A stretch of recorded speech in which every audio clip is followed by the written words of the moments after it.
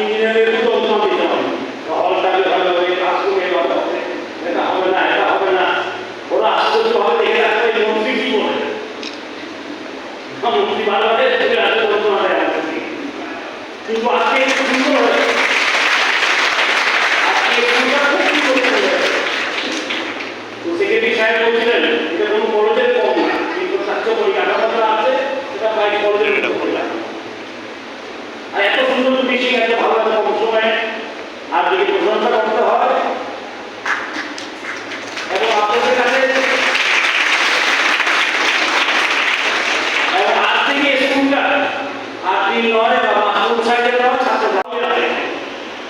পরিষ্কার রাখা হয় সব কিভাবে দেখা এই স্কুল থেকে আমি ক্লাস করে যাবো স্কুলকে নিয়ে গল্প করা হচ্ছে।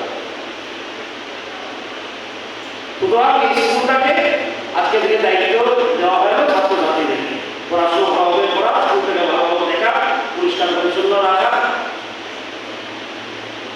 আমি যখন প্রথমবার এই স্কুলে আসি মন্ত্রী হয়ে আমাকে বলা হয়েছে স্যার এটা কি বলে অডিটোরিয়াম বানিয়ে একটা হল নিজস্ব একটা কি আছে বৈশিষ্ট্য আছে, এখানে জাতি উপজাতি হিন্দু মুসলিম ঠিক না খ্রিস্টান সব ছেলে মেয়েরা পড়াশোনা।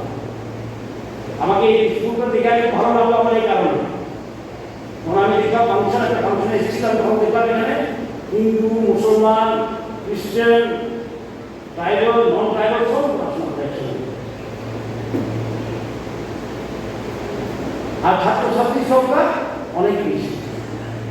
তাই এই স্কুল আজকে বিদ্যাজ্যোতি স্কুল, এই school English medium school, English medium আছে বিদ্যাজ্যোতি আছে আর পরিকাঠামো খুব ভালো। সুতরাং আমরা চাই স্কুল থেকে কিংবা বোর্ডে বা সিবিএসই যাই বোর্ডে হোক আমাদের কাছে গভর্নমেন্ট স্কুল হলে চাই করতে পারে না না আজকে গভর্নমেন্ট স্কুলেও প্রাইভেট স্কুল যে পরিকাঠামো আছে গভর্নমেন্ট স্কুলেও তাই আছে, চরিলামও তাই আছে। সুতরাং এখন দরকার পড়াশোনা করা, ভালোভাবে স্ট্যান্ড করা, জীবনে সাফল্য লাভ করা,